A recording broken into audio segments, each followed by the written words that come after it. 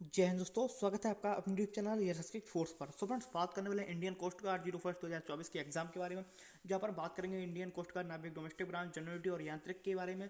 जैसा कि आप सबको पता है कि इंडियन कोस्ट गार्ड की तरफ से जब आप अपना एग्जाम देने जाते हैं नाविक डीबी जीडी यांत्रिक का, तब आपको इंडियन कोस्ट गार्ड की तरफ से जो आपका किराया होता है, जो ट्रैवलिंग अलाउंस जिसको बोलते हैं, वो आपका वापस किया जाता है।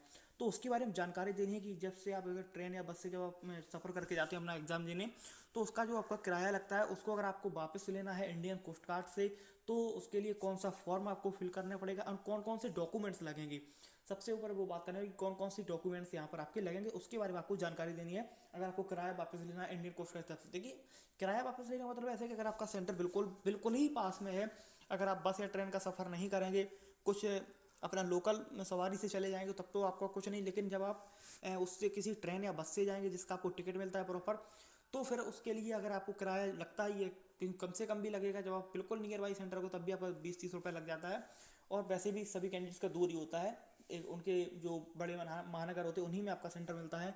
जो भी छोटे कस्बे या गांव से बच्चे आते हैं, उनके लिए दूर ही सेंटर रहता है। तो उनका जो किराया लगता है, अगर उसको आपको वापस लेना है, तो उसके बारे में जानकारी देने वाले हैं, जिसको आप शॉर्ट फॉर्म में टीए बोलते हैं। वो उसको रहते हैं ट्रैवलिंग अलाउंस फॉर्म।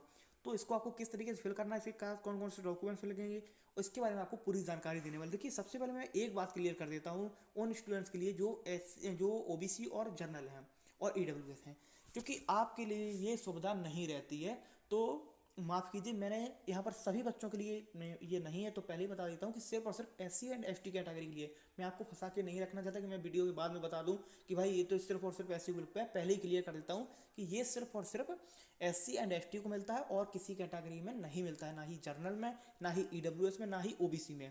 तो आई होप आप मेरी बात को समझ गए होंगे। अब मैं बात करता हूँ सिर्फ ट्रेन के इसको फॉर्म को फिल किस तरीके से करना है। चलते फिर वीडियो को स्टार्ट करते हैं। तो देखिए दोस्तों, वीडियो स्टार्ट करने से पहले अगर आप चैनल पर पहली बार आए हैं तो चैनल को एक बार सब्सक्राइब जरूर कर लें, जिससे आने वाली वीडियो की नोटिफिकेशन आपको मिलती रहे। तो ये रहा आपका ट्रैवलिंग अलाउंस फॉर्म, और ये आपको कहाँ से मिलेगा इसके बारे में जानकारी दे दे रहा हूँ। तो ये जो आपको फॉर्म है, ये हमारे टेलीग्राम चैनल पर मिल जाएगा। टेलीग्राम चैनल का नाम आप सर्च कर सकते हैं, एयर सक्सेस फोर्स करके, और उसमें आपका गवर्नमेंट रोजगार, तो मैं लिख दे रहा हूँ एक बार, एयर सक्सेस फोर्स करके, और साथ में GOBT, नहीं तो मैंने लिंक भी दे दी है, तो उसको आप जाके वहाँ से डायरेक्ट ज्वाइन कर सकते हैं। तो एयर सक्सेस फोर्स गवर्नमेंट रोजगार आप सर्च करना, आपको मिल जाएगा। नहीं तो आप डायरेक्ट लिंक पर क्लिक करके उसको आप टेलीग्राम पर ज्वाइन कर सकते हैं। ये फॉर्म की PDF आपको वहाँ पर मिल जाएगी। अब मैं बात करता हूँ to be filled by the candidates. ये कैंडिडेट्स के द्वारा ट्रैवलिंग अलाउंस फॉर्म पार्ट 1 को फिल किस तरीके से करना है। सबसे पहले आपको अपने एडमिट कार्ड में जो अपना रोल नंबर दिया है, उसको यहाँ पर आपको फिल कर लेना है। तो रोल नंबर जो भी आपका दिया गया हो 3 ऐसे करके, उसको आपको भर लेना है। उसके बाद क्या करना है, यहाँ पर बैच नंबर एंड स्टेज आपका कौन सा है। जैसे कि आप स्टेज फर्स्ट का एग्जाम देने आ रहे हैं, किसी को समझ में नहीं है कि यहाँ पर क्या भरना है, तो स्टेज फर्स्ट का एग्जाम है तो यहाँ पर फर्स्ट कर लेना है। एंड उसके बाद name of candidates as per the call letter, जो आपका एडमिट कार्ड में नाम है उसको यहाँ पर आपको फिल करना है। बिल्कुल एज इट इज ही नाम आपको फिल करना है। यहाँ पर आपको अपना एक बार फिर से रोल नंबर फिल करना है। And name of the nearest railway station bus stand, जहाँ से आपने जहाँ मतलब जो आपके पास हो उसको आपको यहाँ पर फिल करना है। एंड उसके बाद जिस अकाउंट में आप लेना चाहते हैं, बैंकर्स की डिटेल यहाँ पर आपको फिलअप करनी है। जिस अकाउंट में आप लेना चाहते हैं जिसका पैसा, तो उसका यहाँ पर सबसे पहले क्या करें कि नेम ऑफ कैंडिडेट्स, यहाँ पर आप जो भी आपका नाम हो वो रखना है, और जिसका अकाउंट पर हो, अगर आपके नाम पे तो अपना ही नाम, और अगर किसी दूसरे अकाउंट में लेना चाहते हो तो उसका भी फिल कर दीजिए। और उसके बाद यहाँ पर अकाउंट का टाइप आपको फिल करना है। अकाउंट टाइप का मतलब कि आपका सेविंग है, करंट है, किस तरीके का अकाउंट है, तो उसमें आपको मिल जाएगा। And IFSC code, bank name और ब्रांच विद फुल एड्रेस, आपका ब्रांच का नाम, उसका एड्रेस वगैरह सब। यहाँ पे अपना अकाउंट नंबर फिल करना है जो भी आपका हो। उसके बाद नीचे रहता है, देखिए ये जो 5वां नंबर पॉइंट है, इसमें क्या है कि ट्रेन का जो आपका पूरा डेटा है। अगर आप ट्रेन से सफ़र कर रहे हैं तो 5 नंबर वाले फिल को कीजिए। अगर आप इससे कर रहे हैं 6 नंबर, यानी कि अगर आप बस से कर रहे हैं तो 6 नंबर वाले को। सबसे पहले देखिए कि एक्चुअल ट्रेन फेयर पेड, कहाँ से कहाँ तक आपने सफ़र किया, यानी कि आपकी सिटी कौन सी है, आपका एग्ज़ाम कहाँ पर है, क्लास आपने जनरल में किया, स्लीपर में किया, थर्ड AC में, फर्स्ट AC में, सेकंड AC में, किस में आपने किया, उसका यहाँ पर होना है। कितना आपका किराया लगा है, और ट्रेन और टिकट का PNR number. Train ticket number भी आपको मिलता है, अगर आपने जनरल्स किया है वो भी आप उसमें भर सकते हैं। और ट्रेन का PNR नंबर, ये सब आपको फिल करना है। अगर आपने बस से सफ़र किया तो ये आपको पहले ही तो ये, अगर आपने बस से किया तो बस का यहाँ पर आपको डिटेल भरना है।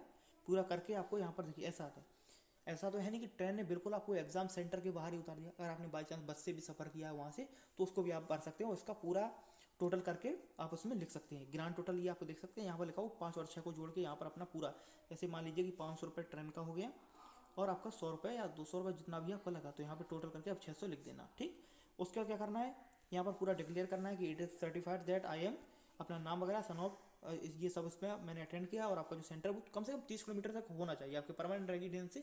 और जनरली सभी कैंडिडेट का मैं ऐसा मानता हूँ कि 30 किलोमीटर दूर होगा, जैसे कि जो अपने उसी महानगर में नहीं रहता है, जैसे कानपुर में एग्जाम है और कानपुर में ही अगर वो नहीं है तो जनरली मान लीजिए कि 30 किलोमीटर से दूर तो होना ही होना है, इस तरीके से।